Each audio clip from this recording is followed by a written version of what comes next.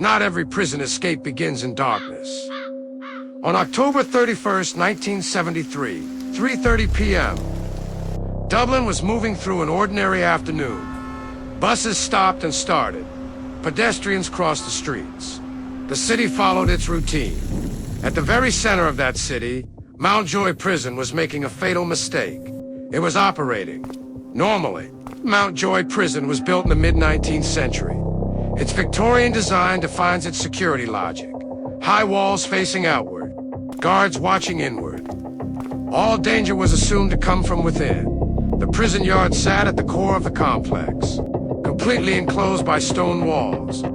Guards were trained to keep their eyes fixed on the inmates, not to look up.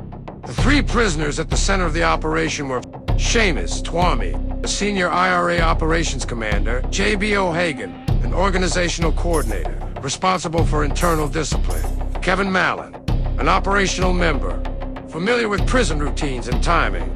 Inside the prison, they made no elaborate preparations. No tunnels, no tools, no long-term disguises. They did only one thing. They maintained routine. Regular schedules, regular exercise periods, regular appearances in the yard. This escape did not require them to create an opportunity. They only needed to be in the right place, at the right time. The real preparation took place outside the prison.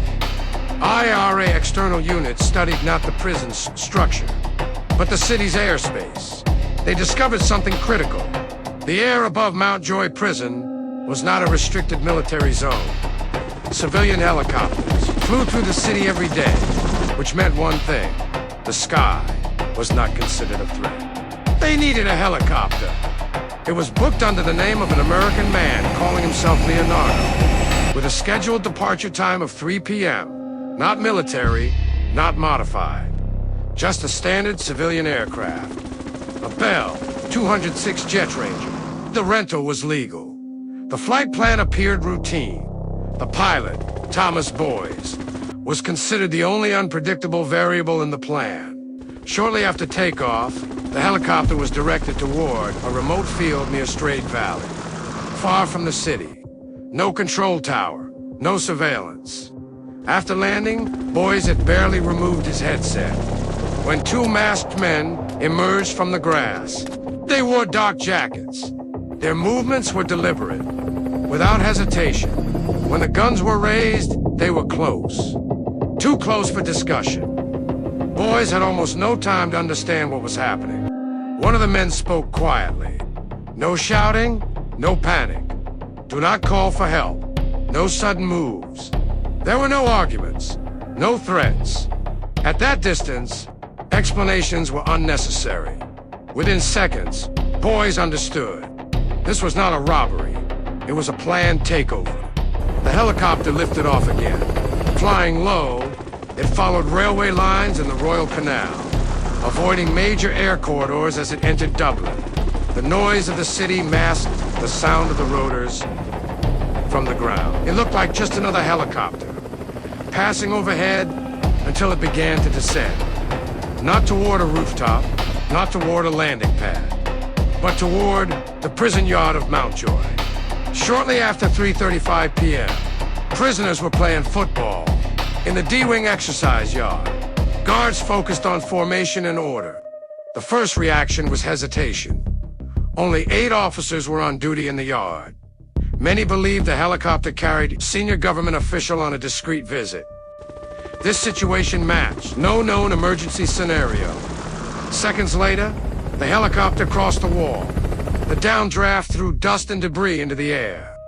At that moment, order itself began to collapse. The 3 prisoners did not run.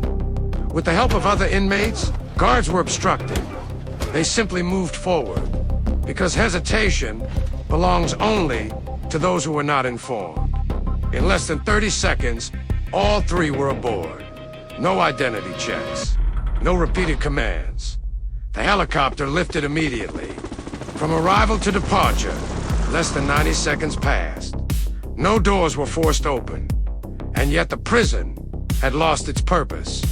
By the time guards attempted to respond, the helicopter had vanished into the city skyline.